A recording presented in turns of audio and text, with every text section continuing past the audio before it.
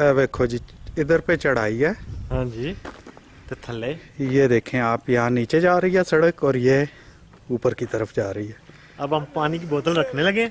अब हम ये देखें, ये एक इटालियन मिराकोलो है। हम पानी की बोतल रखें और ये ऊपर की तरफ जा रही है बड़ी तेजी के साथ। बंदा भी तेज हो जाता है। वो आगे बंदा है साडा, बोतल चुक लेदा।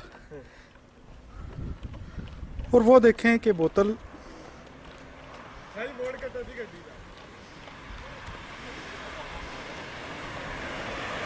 ये चढ़ाई है, चढ़ाई।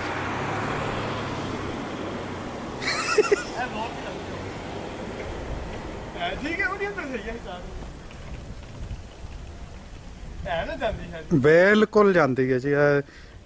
ये देखें जी, ये दूसरी सड़क है, इसके साथ ही ये नीचे की तरफ है। और हुण जोर लाने लग पई है बोतल, ये ऊपर जा रही है।